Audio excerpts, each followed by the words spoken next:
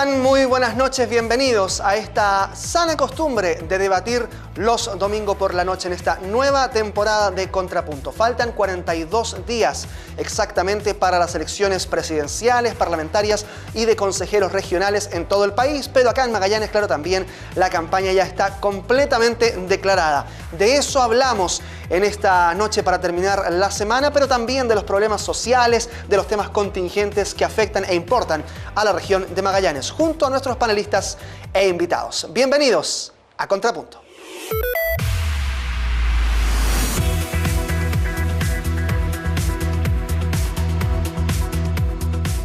Y ya estamos con nuestros panelistas invitados, tal como lo decía al comienzo. De inmediato saludamos a un hombre de la casa, a Miguel Sierpe.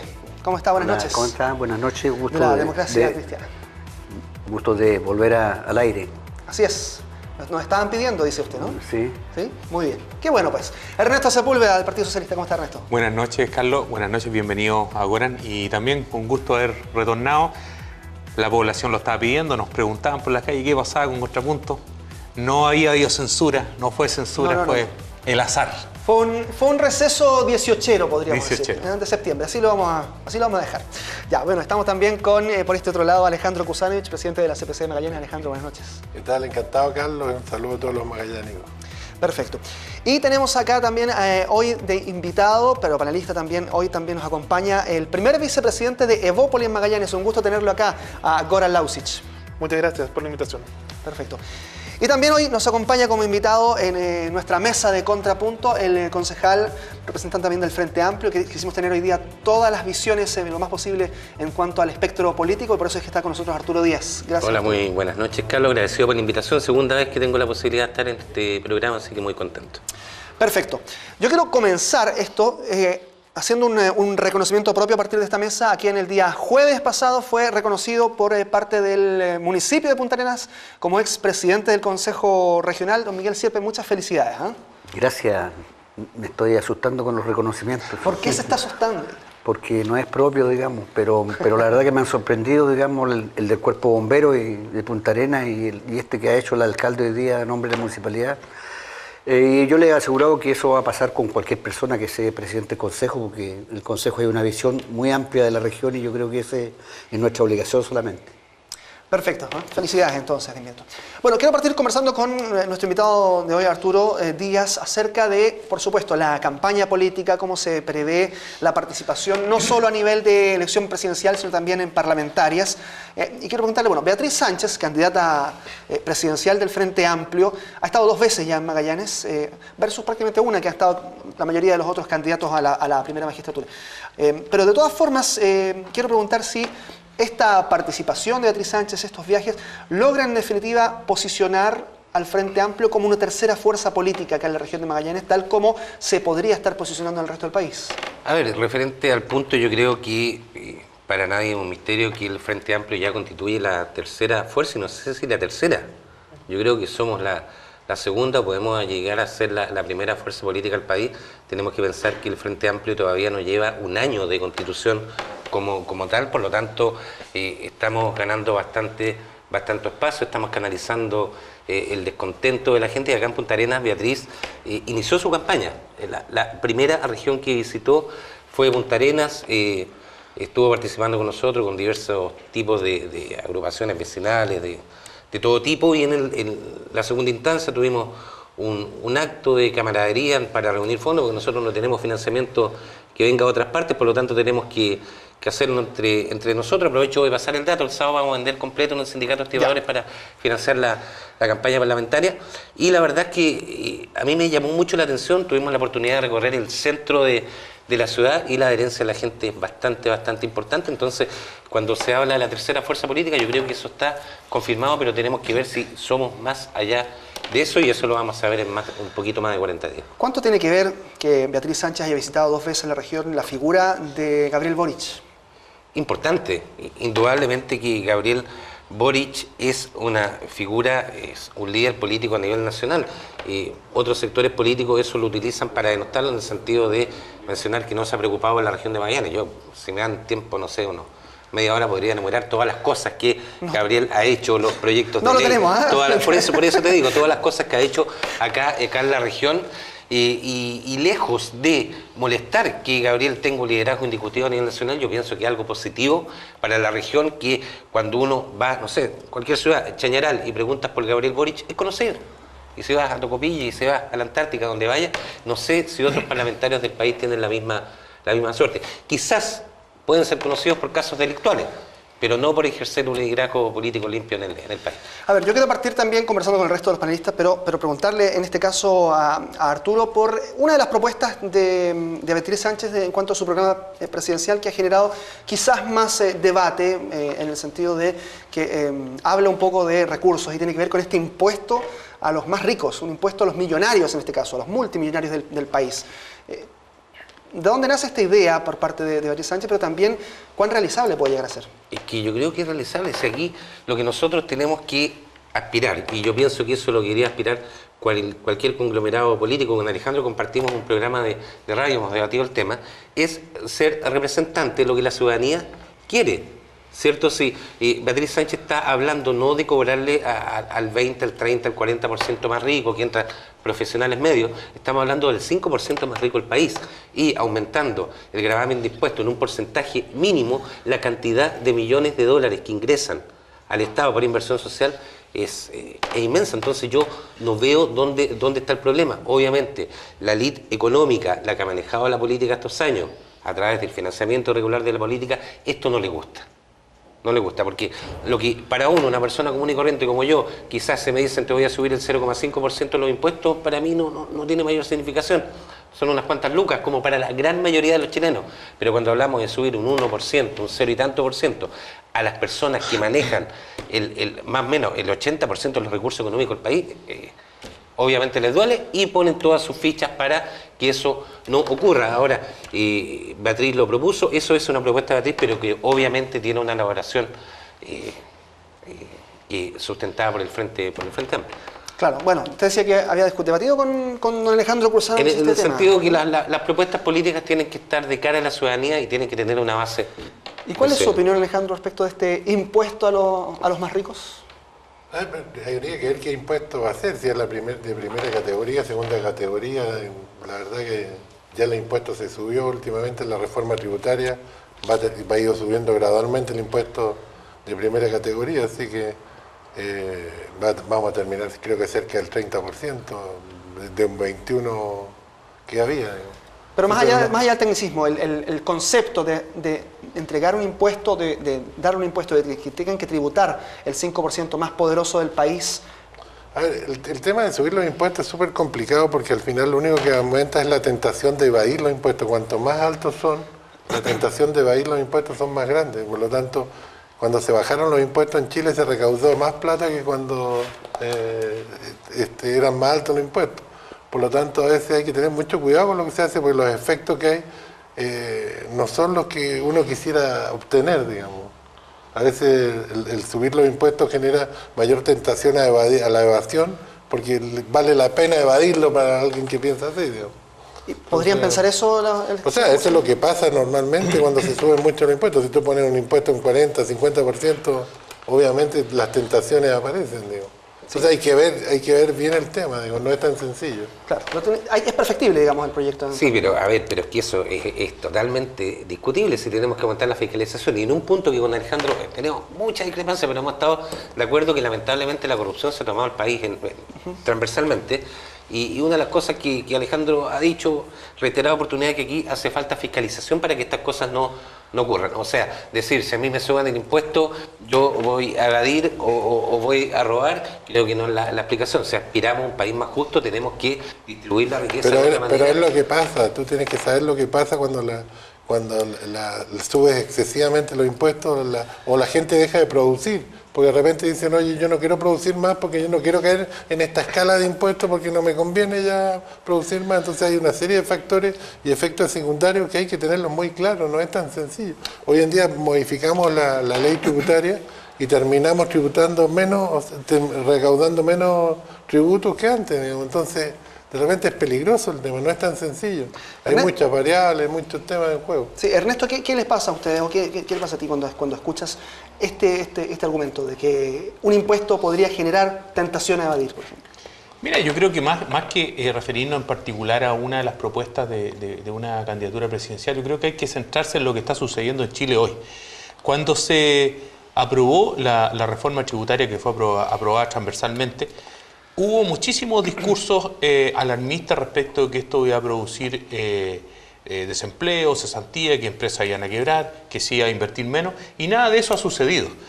Y tal como lo decía Alejandro, la aplicación de la reforma tributaria ha sido gradual, todavía no entra plenamente en régimen. De hecho, lo que se recaudó este año, el próximo año, prácticamente se va a duplicar, porque es paulatino, digamos, hasta que entre totalmente en régimen, y la tasa final va a subir del 21, entiendo que al 27 o al 28, no llega al 30. No llega al 30.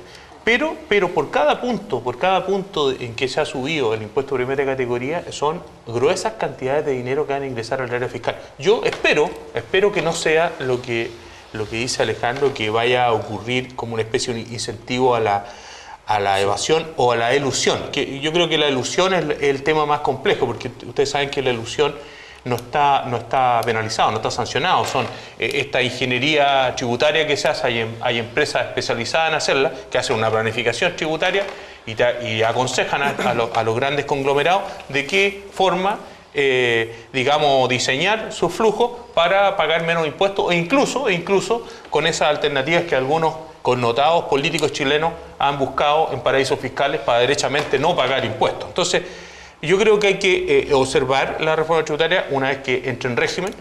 Yo no niego de que seguimos teniendo una carga tributaria baja comparado con los países con los cuales nos gusta compararnos, que son países de la OECD, pero yo creo que mientras no entre en régimen sería bastante aventurero pensar en instalar un nuevo tributo. Porque yo creo que primero tenemos que ver cómo se desplegó la reforma tributaria, si efectivamente recaudó lo que esperamos que recaude, porque acuérdense que se estableció esta reforma tributaria para financiar lo que iba a ser la gratuidad en la educación. Y tal como dijo, digamos, Alejandro, desafortunadamente, por razones que se dieron en la discusión parlamentaria, la reforma tributaria que se presentó no fue la misma que salió del Congreso. Entró ahí la cocina de ciertos personajes muy importantes, muy connotados, modificaron, atenuaron y claro, finalmente los recursos que se empezaron a recaudar no fueron los que originalmente se dijeron. Y por eso que lo que se dijo originalmente, que acá iba a haber una progresión hasta llegar a un 70% de la masa de estudiantes, digamos, en gratuidad, no se lograba financiar. Y vamos a llegar a 2018 con el 60%. Y la progresión en el tiempo para llegar a la universalidad de la gratuidad en la educación superior, muchos nos asustábamos porque se estaba hablando de 30 años, 30, 40 años. Obviamente son cuestiones que van a tener que discutirse por parte de los actuales candidatos presidenciales, porque yo creo que ya está instalada en la ciudadanía la necesidad de continuar con la gratuidad en la educación. Es el paso que hay que dar. Los países desarrollados tienen altísimo porcentaje de estudiantes en la educación superior pública y gratuita, y nosotros estamos muy lejos de eso. Yo creo que acá hay un solo candidato que está en contra, que es Sebastián Piñera, y todos tenemos claro de que llegando Sebastián Piñera, hasta ahí nomás llegamos con la gratuidad. Y por eso que es muy importante las decisiones que se tomen. Yo le voy a preguntar a Goran, que bueno, pertenece a Evópolis, ya lo decíamos, primer vicepresidente de Evópolis, partido que pertenece al conglomerado Chile Vamos, y por lo tanto lleva como candidato presidencial a Sebastián Piñera, acerca de estas declaraciones justamente de Sebastián Piñera, y cuál es su opinión. Es el más joven de este panel además, Goran, así es que probablemente podrá con esa sensación de juventud, digamos, hablarnos de esta gratuidad de la educación y cuál es su percepción. Sí, aparte de que además para mí es un tema sensible, soy docente universitario, trabajo en la universidad y para mí es un tema sensible. Tengo estudiantes que estudian con gratuidad y es un tema fuerte. Particularmente a mí me hace un poco de ruido. Creo que el centrar la discusión del acceso a la educación con respecto a la dinámica de la gratuidad, ya sea cuando se impuso la dinámica de la gratuidad y cuando se está ahora diciendo de que se va a continuar o se va a perder, es perder el foco del problema. tenemos hoy en día una educación superior que sea como sea que se financie, ya sea por medio de que el estudiante acceda gratuitamente a ella, o la financie su familia, o por medio de una beca, sea como sea que se financie, estamos teniendo problemas serios con respecto a la forma del ingreso y a la forma que comprendemos la educación superior. Estamos enfocándonos en velar por la calidad de la educación cuando pensamos en la calidad de la educación en función de educación superior universitaria, y entendemos y estamos perdiendo el centro de hacia dónde tiene que ir orientada nuestra política como Estado acerca de la educación superior universitaria. Ahora, en ese sentido, claro, en ese sentido hay un foco de discusión, pero yo le pregunto directamente, la propuesta de Sebastián Piñera es más o menos abierta respecto de no estar de acuerdo con la gratuidad. No está en ese sentido, pero ahí hacemos unos matices de diferencia. Ya. Sebastián Piñera es el candidato de Chile Vamos, es el candidato seleccionado durante primarias. En las primarias nosotros postulamos a Felipe Cas, otro candidato, por una razón bastante sencilla. Nosotros respaldamos a Sebastián Piñera plenamente, ahora, porque es nuestro candidato elegido en primarias.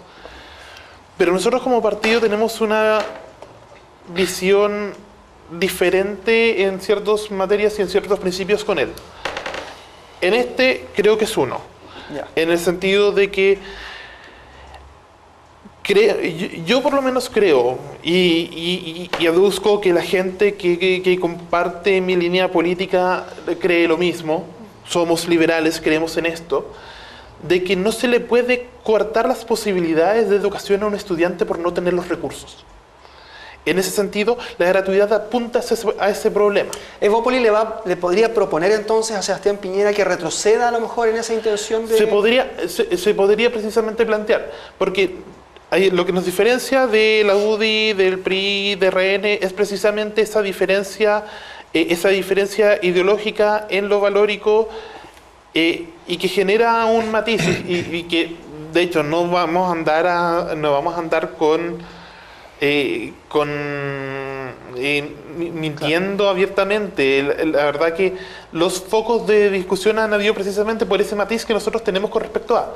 Eso no implica de que nosotros no tengamos al interior una muy buena comunicación y discutimos estos elementos y los discutimos y nos sentamos a la mesa y trabajamos súper bien en conjunto. Pero hay ciertas cosas que en lo valórico no se nos puede decir de que si Sebastián Piñera sale diciendo de que vamos a eliminar la gratuidad porque eliminar la gratuidad es lo mejor que se puede hacer y nosotros estamos en desacuerdo, no nos pueden decir que nosotros digamos que estamos de acuerdo. Perfecto. Bueno, a propósito de educación, yo quisiera también hablar con el resto del panel acerca de lo que está ocurriendo también a nivel local. Efectivamente hay un problema que se está suscitando desde hace varios meses, pero que se ha agudizado esta semana. Comenzó el día lunes con una reunión entre el alcalde Radonich y los profesores, y luego los profesores comienzan este paro de brazos caídos que se ha seguido extendiendo con el correr de los días. Pareciera ser un zapato chino porque hablábamos de la Corumupa cuando estábamos en la temporada anterior de Contrapunto. Y sin embargo hoy día seguimos viendo que hay una serie de problemas que no han podido ser solucionados. Y yo le pregunto a Arturo Díaz en este caso, por ejemplo, acerca de la postura de los profesores. ¿Cuán atendible es esta petición que ha tenido respecto de pedir un compromiso de pago al alcalde? 15 segundos antes. Y valoro mucho la honestidad. Algo que está muy ausente en política, que una persona que apoya a un candidato diga que está en contra de uno de sus planteamientos, que son los pilares de su campaña. Y volviendo al punto, yo he apoyado y voy a seguir apoyando 100% lo que es la movilización que en este momento están llevando los profesores. Por ejemplo, la escuela de mis hijas en Villa Las Nieves, hoy día salieron a las 13 horas, ya no fue solamente brazos caídos, sino ya se está radicalizando un poco, porque si bien es cierto, todos supieron lo que pasó el mes pasado para llegar a estos 1.000 y tantos millones de pesos para pagar los sueldos, fue el sueldo del mes de septiembre. No sabemos lo que va a pasar en octubre, no sabemos lo que va a pasar en noviembre, en diciembre. Lo hemos discutido largamente en el Consejo Municipal. Esto tiene su origen en malas gestiones anteriores, mala administración, también, ¿por qué no decirlo? En algún momento tiene que haber habido apropiamiento indebido de recursos, gente que no estaba capacitada para ejercer algunos cargos, que hizo mal la pega, y también en este periodo tampoco la actitud yo creo que es correcta, porque es todo decir no, de aquí para atrás, para atrás, para atrás. También ha habido una falta de gestión. Ahora, yo soy súper honesto en ese tema, yo tengo serias diferencias con el alcalde, con el secretario de la corporación municipal, pero también entiendo perfectamente que hacerse cargo de una corporación en ese momento con más de 12.000 millones de pesos de deuda de arrastre, con una serie de juicios, etcétera, quizás hasta el mejor administrador no hubiese dado abasto. Ahora, ¿cuál es la solución? Claro. Es súper complejo. O sea, a nivel del ministerio, y acá también hay un gallito político. Por un lado está el ministerio o la Seremi de Educación acá, que en algún momento, desde mi punto de vista, que es muy particular, a veces no me voy a apoyar en un consejo, pero yo veo que no le presta mucha ropa, por decirlo en términos coloquiales, al alcalde, y el alcalde también, hay un gallito político ahí, y lamentablemente los que están en el medio son los niños, son los profesores, somos los apoderados. Pero hay una cosa que a mí me llama la atención. Independientemente, todos sabemos la mala administración que hubo para atrás, pero los concejales le han exigido al alcalde que se haga una racionalización hoy en día de la corporación municipal, porque para mí hay que cambiar, obviamente, directoria, hay que cambiar todo, y decir, oye, ¿cuánto es lo que cuesta realmente administrar bien esto? ¿Con cuánta gente lo voy a administrar y cuánta gente me está sobrando? Y hay que hacer una racionalización, pero yo no veo a nadie que lo pida o que... Se ha pedido, Alejandro, al interior del Consejo... Al interior del Consejo Municipal se ha pedido, y ese es un plan de acción, y eso tiene que estar claro, eso es función del secretario general de la Corporación Municipal de Punta Arenas. Él es el administrador, el jefe de toda esta pirámide. El directorio arriba, ¿cierto? Y el directorio, sí, pero tú sabes que el directorio se reúne una vez al mes, en teoría, y no tiene tampoco responsabilidad administrativa. Lo conversamos en algún momento en el programa. Bueno, pero eso hay que cambiar los estatutos. Sí, pero en este momento la persona que es responsable administrativamente de la corporación municipal, el directorio está es el secretario general de la corporación. Y ahí es donde tienen que diseñarse las políticas que tienen que generar esta reestructuración. Ahora, todos sabemos que reestructurar la corporación municipal en la parte de educación, porque educación, salud, atención al menor, indudablemente que va a traer costos políticos a quien lo haga, porque sí, va a tener que fundir colegios, va a tener que despedir seguramente profesores. No lo va a hacer ante las elecciones, porque viejo, si esa cuestión es más antigua que el Hay, por ejemplo, algunos colegios en que hay 6 alumnos por un profesor. Ok, pero estamos hablando de un tema social y de pronto aparece el tema político y la postura política del alcalde, de los concejales, aparece en entredicho en torno a un problema que es evidentemente social, y usted lo dice, tiene que ver los niños aquí al final como últimos beneficiarios o perjudicados. Miguel. Me permite, porque yo quedé al margen de la primera pregunta, y a mí por lo menos me interesa saber, yo creo que la política, una de las cosas que tiene que hacer para prestigiarse es que las propuestas de quienes son candidatos sean hechas, digamos, en el momento que corresponde y con los argumentos y la base y la sustentación que eso dice. O sea, yo sería más feliz si podemos subirle los impuestos a la gente que tiene más y repartirlo en programas sociales. Podría ser feliz si que mejoramos las pensiones, si podemos mejorar las condiciones de salud de los más precarizados, mejorar la calidad de la educación. Hay un montón de cosas que yo lo puedo lanzar como propuesta. El tema es que eso después hay que transformarlo en realidad, y para eso se necesitan recursos y se necesita tener la voluntad en el Poder Legislativo. Por lo tanto, a mí lo que me parece que, contestando esa pregunta que no fui integrado, pero la quiero dar, porque yo creo que lo que tenemos que de alguna manera, y esto uno lo ve hoy día solamente viendo los medios de comunicación, hay gente que se coloca a ofrecer cosas, pero a cualquier precio. O sea, yo puedo decirle que hay candidatos consejeros regionales que han ido a ofrecer canchas de fútbol, por ejemplo. Canchas a clubes deportivos. Y bueno, y como la gente no sabe, lisa y llanamente la gente le puede creer. Y en este tipo de cosas, como la propuesta que ha hecho, que a mí me parece que es una propuesta muy bien intencionada de la candidata del Frente Amplio, a mí lo que me parece es cómo nosotros nos colocamos de acuerdo para discutir cómo apuntamos a elevar los recursos sin generar un trastorno de carácter económico y que sea compartido además por la sociedad. Porque yo creo que se terminaron el tiempo de intentar hacer las cosas si no hay un acuerdo tácito, digamos, de la gente. Yo honestamente creo, y ese es el tema, cómo se pierde un poco la situación. Yo honestamente creo que en estas elecciones presidenciales, y discúlpenme, no quiero, mira, ni siquiera más quiero nombrar a nadie, pero las cantidades de propuestas que se hacen Y uno un poquitito que se interesa en el tema, la verdad es que se da cuenta que son cosas imposibles y que se tiran al voleo de una elección, al calor de una campaña, y después es complicado, digamos, poderle... Un poco nos pasó a nosotros, fíjate. Debería haber un CERNAC político. Es que ¿sabes qué es lo que pasa, Alejandro? Que digamos las cosas como son. La nueva mayoría, cuando llegó al gobierno con la presidenta Bachelet ahora en este segundo periodo, llegamos pero con todo ese programa pensando que iba a ser muy fácil llevarlo a cabo. Y la verdad, después cuando nos encontramos en la reforma educacional, encontramos que el tema no era tan fácil, que en realidad nos deberíamos haber dedicado por la parte más política, y se generan estas diferencias de opinión en un conglomerado como la que expresa Goran hoy día, donde una persona que está dirigiendo la cosa no tiene todo el sustento detrás. Entonces, falta... Pero eso ha pasado históricamente, es parte de la historia electoral, digamos. Sí, pero es la idea, digamos, o sea, si nos estamos refiriendo, yo creo que lo que hay que pedir...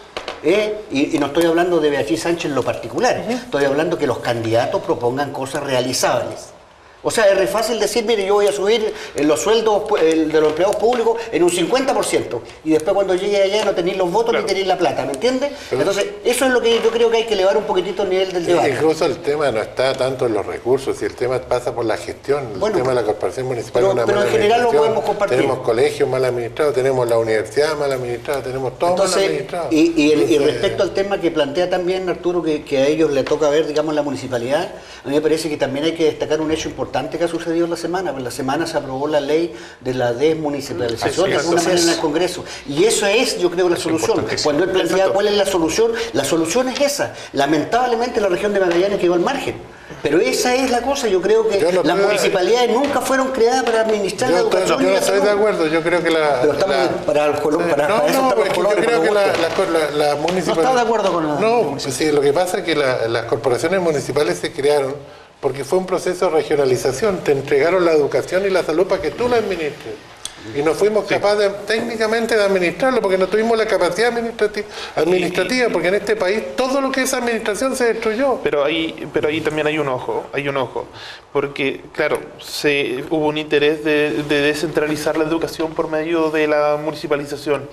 Pero el problema es que ese interés no fue acompañado de un debido colchón financiero para los municipios al respecto. No es financiero, porque el problema es de gestión. No, es financiero, sí, muchas veces financiero.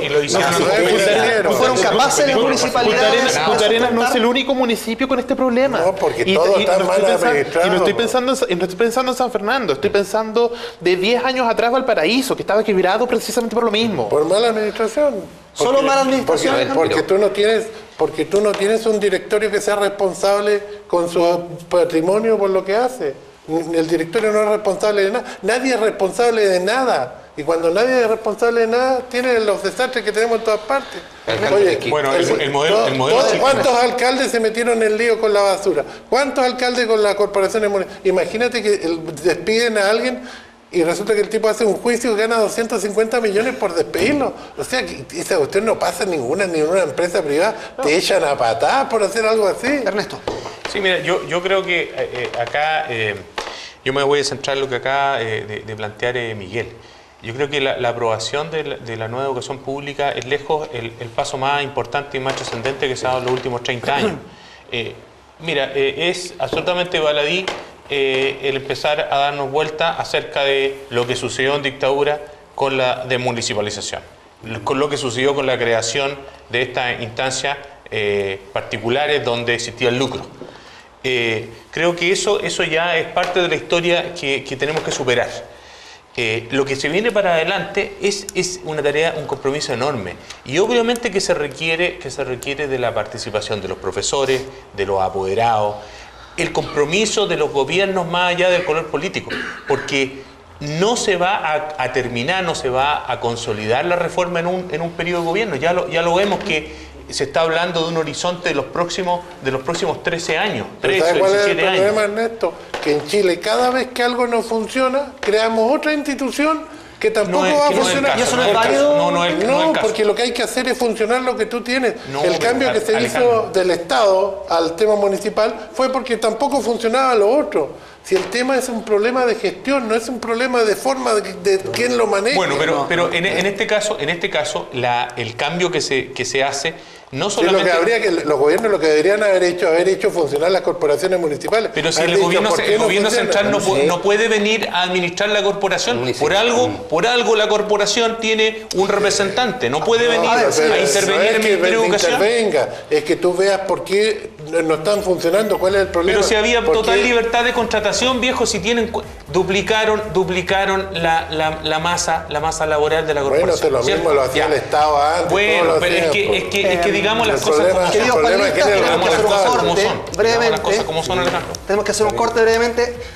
Vamos a seguir hablando de desmunicipalización porque además ha afectado tangencialmente a Punta Arenas, que presentaba un plan piloto. No se va a llevar a cabo, esto va a partir desde Santiago. Entonces tenemos que conversar eso y un montón de temas más. Lo hacemos al regreso de comerciales, acá en esta el primer programa de esta primera temporada de Contrapunto. Ya volvemos.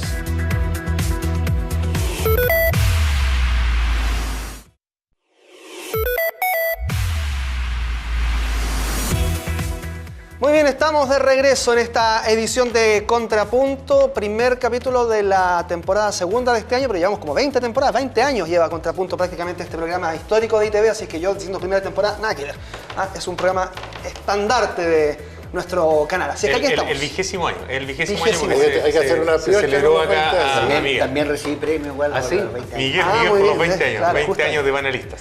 Ya pues, bueno, vamos a seguir conversando. Estábamos hablando de educación, seguimos hablando en comerciales también, usted no lo supo, pero aquí vamos a seguir hablando acerca de lo que está ocurriendo con este proceso de desmunicipalización y nos quedamos pendientes en esta discusión respecto de una falta de gestión de los municipios o efectivamente que la falta de recursos detonó esto. Y Alejandro, usted insistía entonces en que la falta de gestión de los municipios hace que colapse. Yo creo que es una mala administración, es una administración pésima que la han usado políticamente para sacar plata y pagar favores y ha sido, el directorio no tiene ninguna responsabilidad, que un directorio cualquiera tiene responsabilidad sobre su patrimonio, sobre lo que pasa y la verdad que es un desastre ese tema. Yo la verdad que yo creo que hay que meter preso a alguien o juzgar a alguien con todo lo que ha pasado y no, si no está ya. Estoy de acuerdo.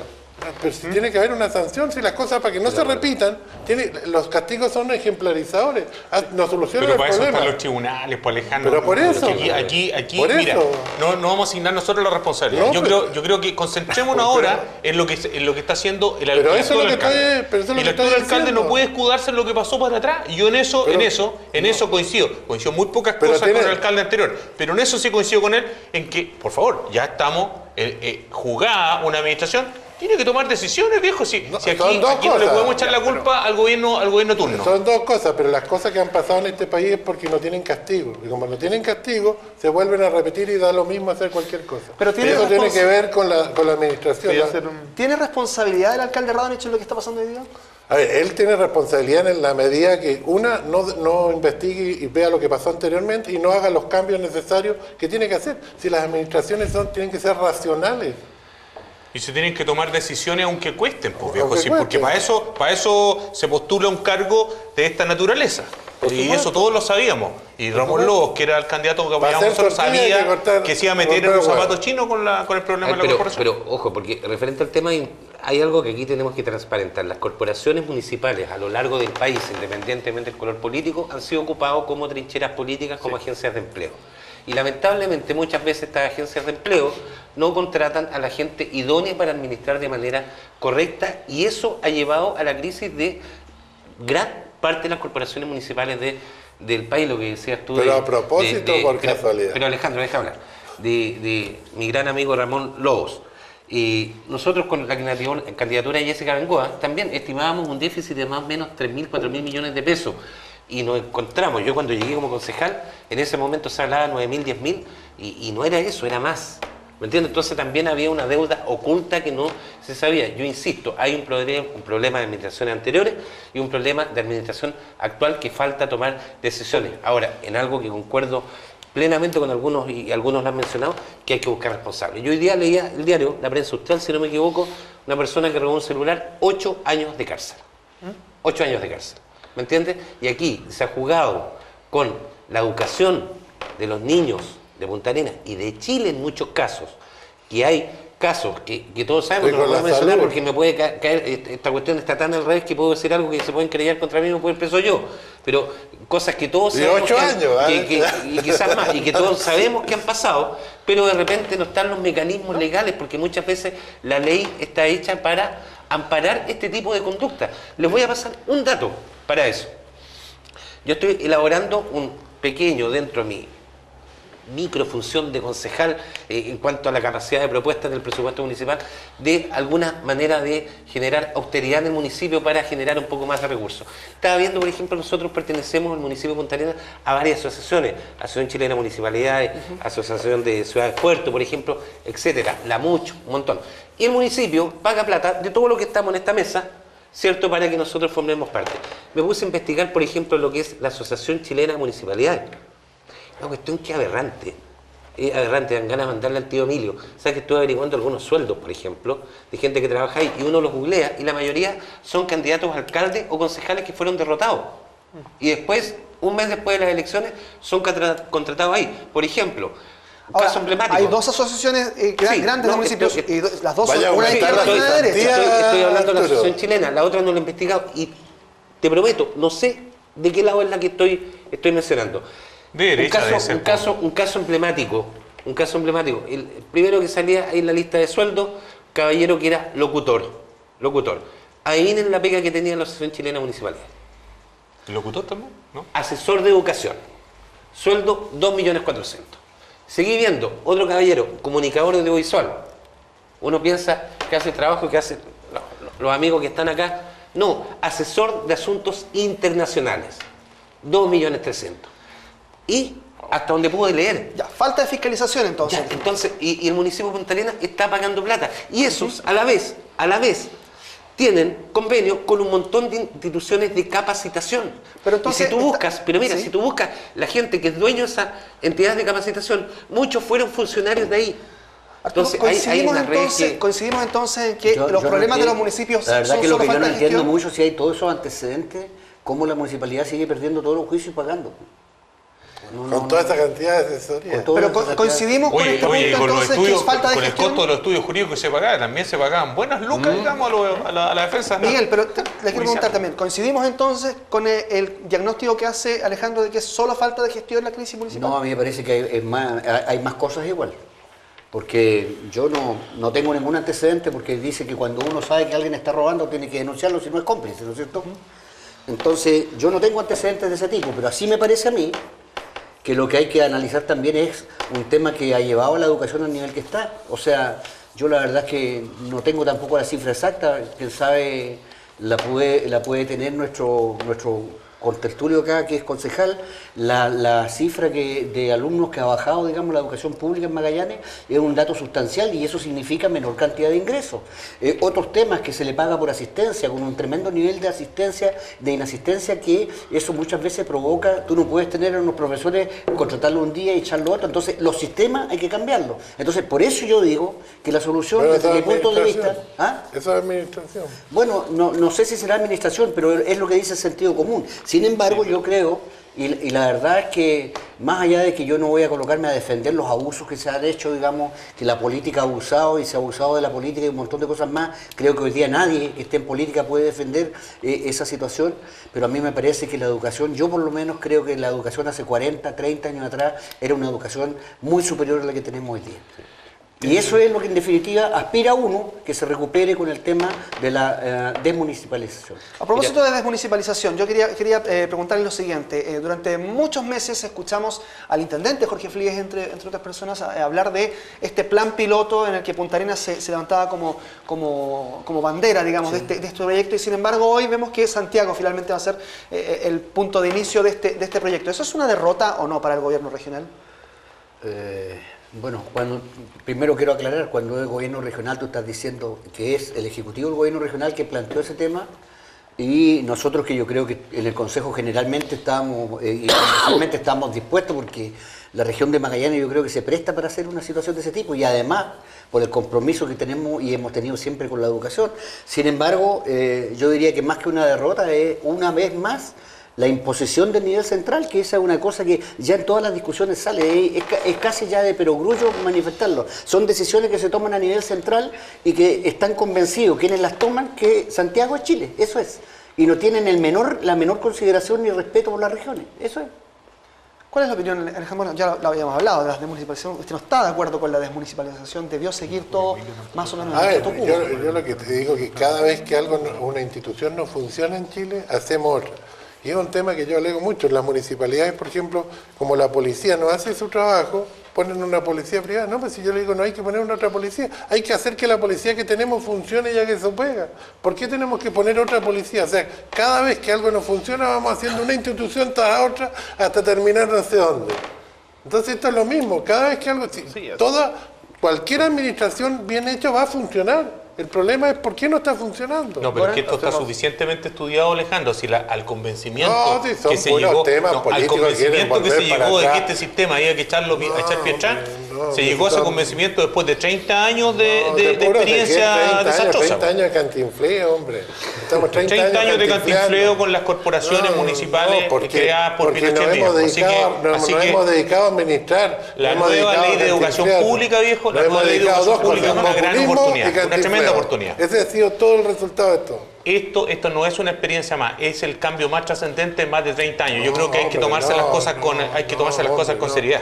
No, hombre, si esto es puro populismo. ¿Cómo hacer populismo, hombre? La desmunicipalización es populismo, ¿sí? Populismo, si el problema es que nadie quiere tomar decisiones para arreglar lo que hay. ¿Por qué?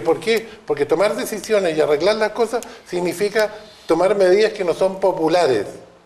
Y por eso cuando tú tomas medidas que no son populares, nadie vota por ti. Entonces, pero expliquémosle a las personas que nos están viendo de qué estamos hablando. Estamos hablando de racionalizar. Estamos hablando de cuando hay una dotación sobredimensionada que no está acorde a la necesidad, significa tomar decisiones de exonerar o despedir trabajadores. Y esa decisión no se va a tomar por parte de esta administración mientras esté pendiente de las votaciones presidenciales. No se van a tomar.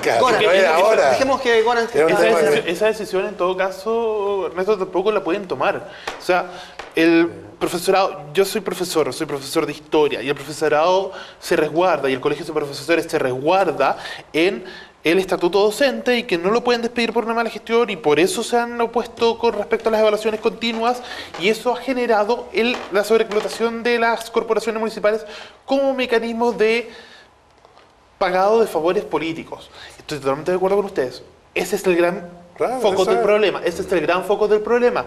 Y que precisamente no es tan fácil como llegar y despedir gente. ¿Por qué? Porque el estatuto docente impide que el docente lo podamos despedir. Tenemos que reubicarlo y seguirle pagando. Bueno, pero hay que hacer un cambio. ¿Por qué? Porque nadie quiere tomar la decisión popular de precisamente derogar el estatuto docente, que es uno de los grandes problemas para la calidad de la educación en Chile. El estatuto docente fue uno de los grandes errores en Chile, que incluso fue reconocido por Ricardo Lagos, que fue uno de los grandes errores. A mi gusto, es el gran responsable de la pérdida de calidad de educación que decía Miguel Serpe.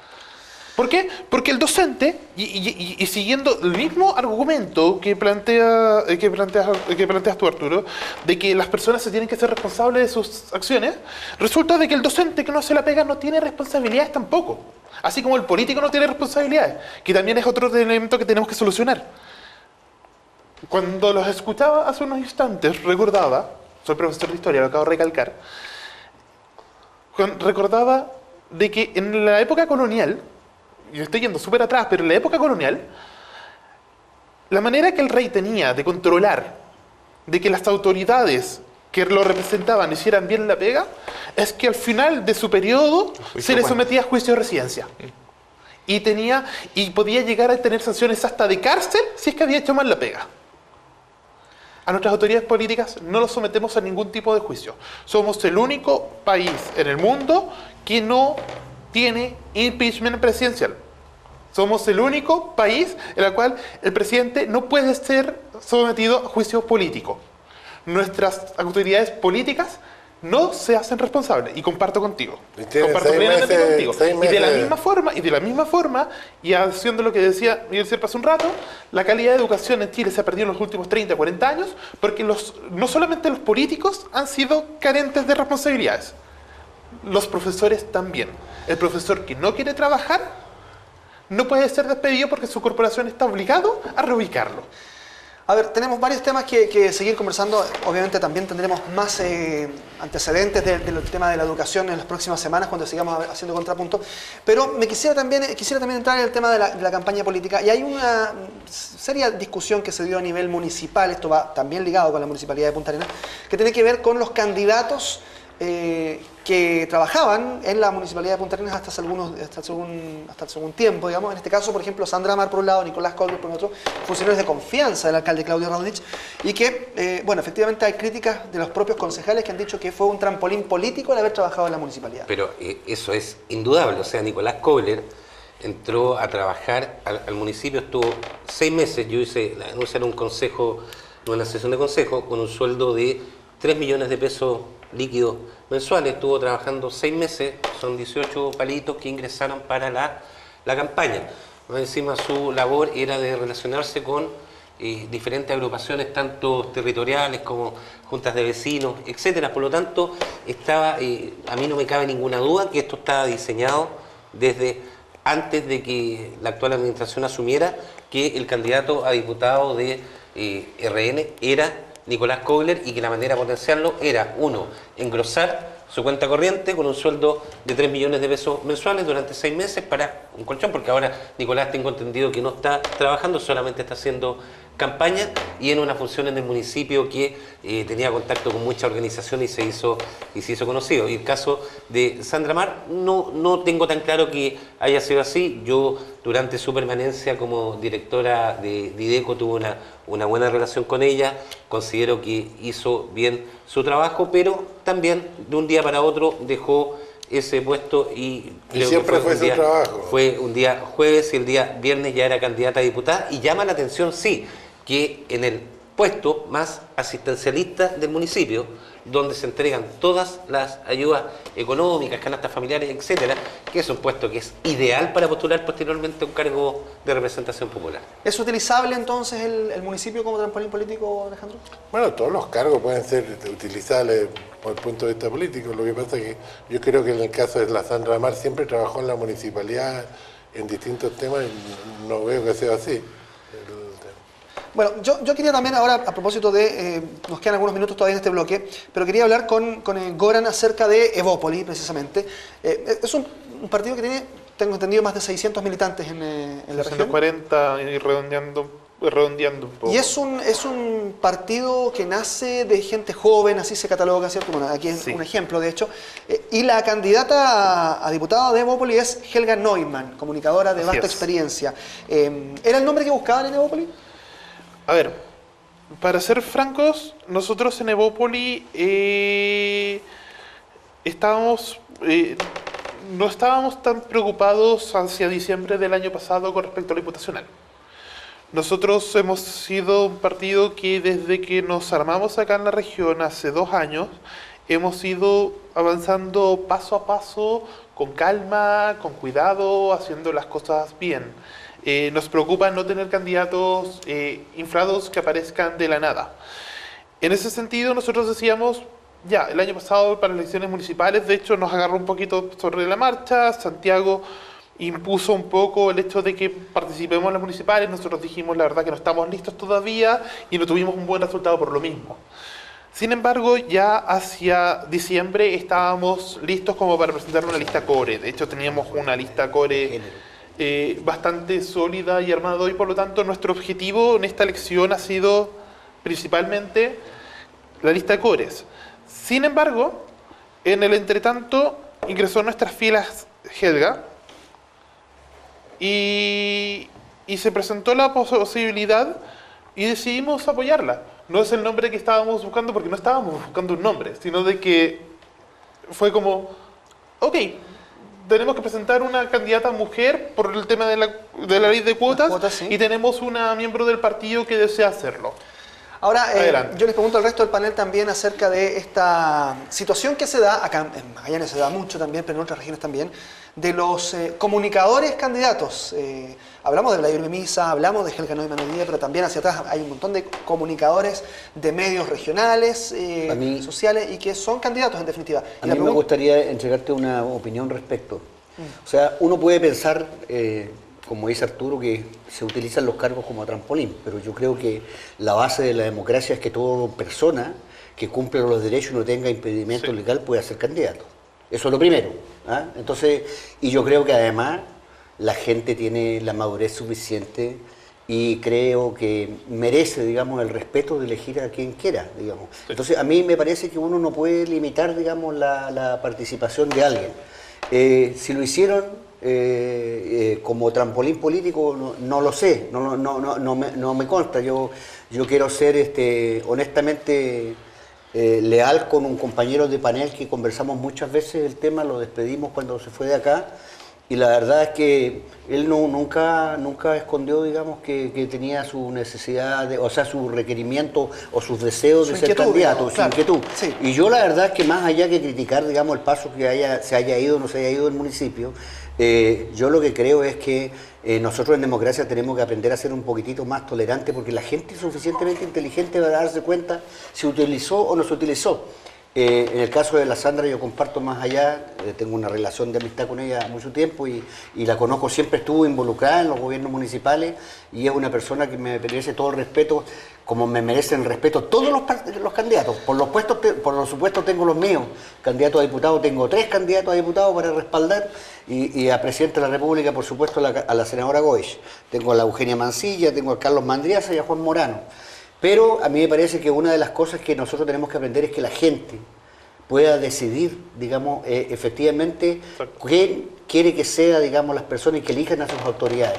Y no me gusta la campaña esta de guerrilla, esta Yo honestamente pensé, por ejemplo, tengo una opinión contradictoria con lo que yo mismo estoy diciendo. O sea, yo pensé que Nicolás Coughler, por ser joven, como se habla mucho del tema de la juventud, iba a tener bastante, y la verdad es que yo creo que no, su candidatura no ha aprendido, digamos, como corresponde.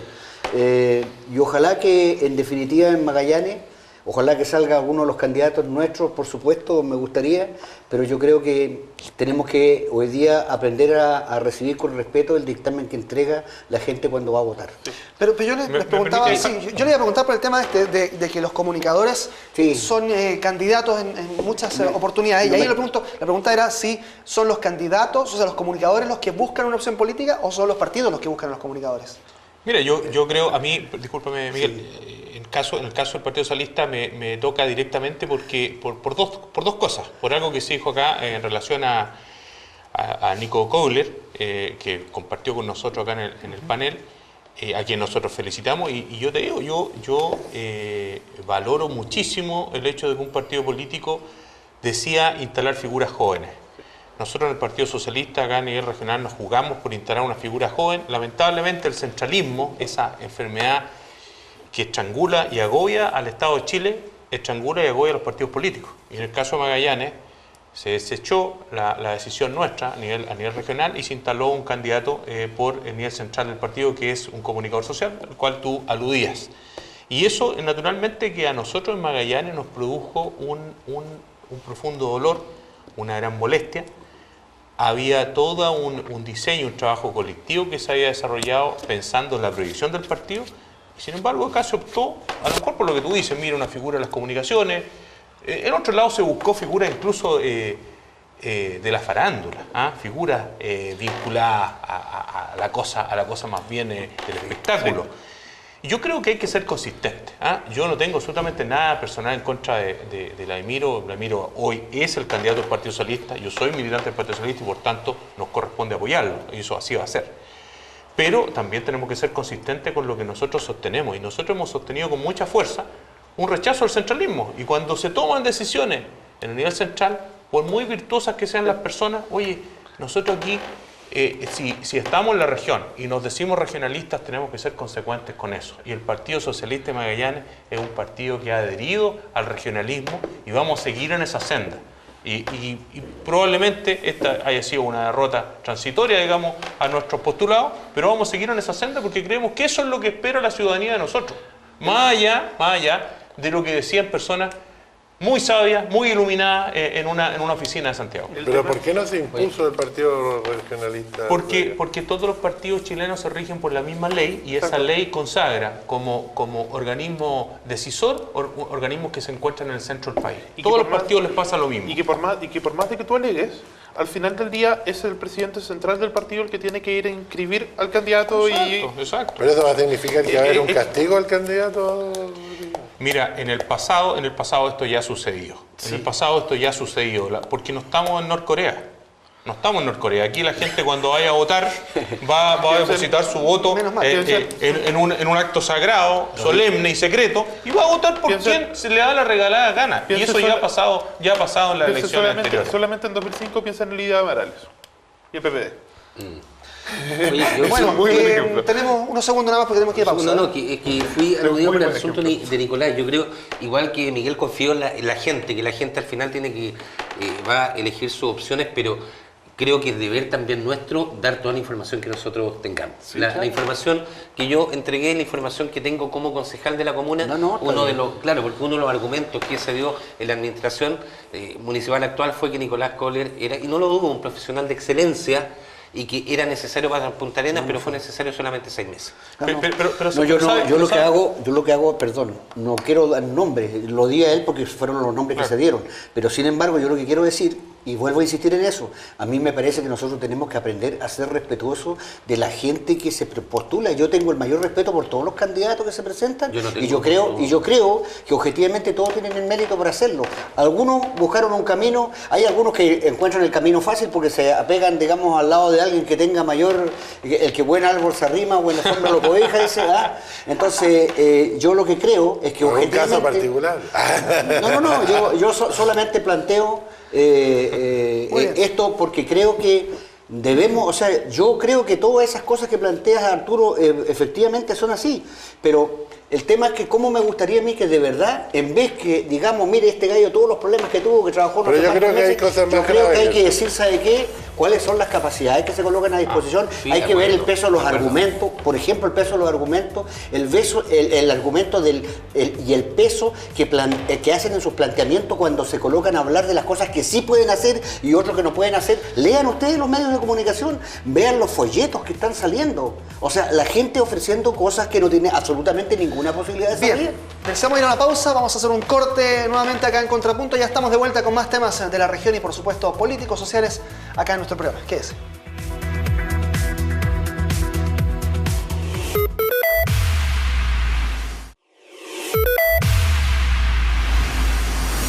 Muy bien, estamos de regreso en esta edición de Contrapunto inaugural de esta nueva temporada, ya en Tierra Derecha, en campaña. Nos quedan muchos temas para hablar, pero lamentablemente nos quedan solo 4 minutos y en estos 4 minutos yo le quiero preguntar al señor Kusanovich por qué no está de acuerdo con los feriados regionales. Pero no es que no esté de acuerdo. Lo que yo te digo, me preguntaron a mí, no sé si será porque lo salió en el diario. Claro, lo que parecía la prensa decía... No es que no esté de acuerdo. Decía exactamente que creía que usted que afectaba la economía. Lo que me preguntaron si los feriados afectaban la economía, por supuesto que te afectan en el PIB regional. Cuanto más feriados tienes, menos PIB vamos a tener en la región.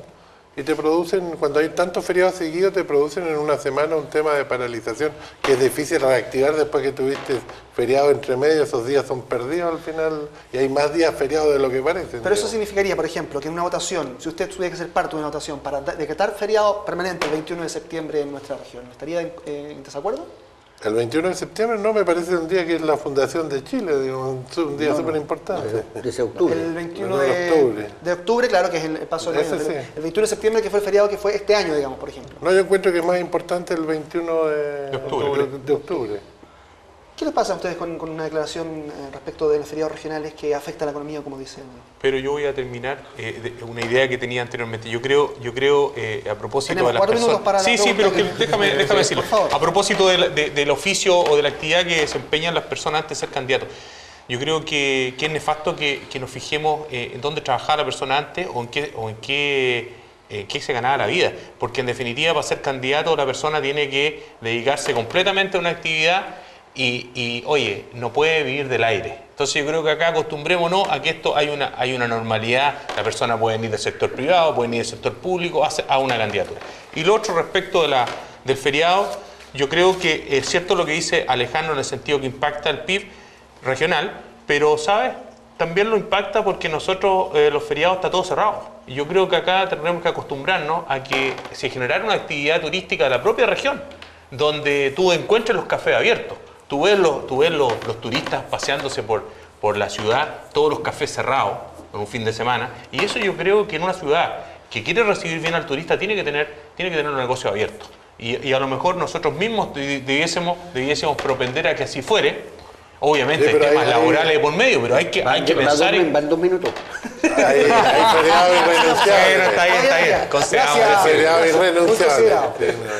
Sí, Hay feriados y feriados. sí, claro. Hay feriado que no se puede hacer nada, digamos. Claro. Bueno, yo quiero decirles que quiero muchísimos temas pendientes, pero seguiremos hablando en Contrapunto en las próximas ediciones, los próximos Yo quiero domingos. decir una cosa nomás, Por que Amén. agradezco, digamos, el espacio nuevamente y haber compartido con Arturo y con Goran, a quien conocí de niño, digamos, en Cuyen. De botillo. Y como le dijera yo, y haber vuelto, digamos, a esta conversación que, si bien es cierto, esperamos que sea de interés para los televidentes, también hace bien, digamos, de repente conversar e ir intercambiando opiniones. Yo creo que la política necesita de eso, de una buena conversación muchas veces. Bueno, esa es la intención. Don Miguel Sierpa, Ernesto Sepúlveda, don Alejandro Kusanovich, los esperamos el próximo domingo. Encantado. Don Arturo Díaz, gracias por acompañarnos. Muchas gracias por la invitación. Goran, gracias también por estar junto con Muchas gracias nosotros. por la Y invitación. más cantinfleo la próxima semana. Trataremos de que sea menos cantifleo y más Menos discusión cantifleo, profunda menos también, cantifleo. por supuesto, acá, junto a ustedes en cada domingo que estamos acá haciendo Contrapunto por ITV Patagonia. Sigan nuestra compañía, que esté muy bien, buenas noches.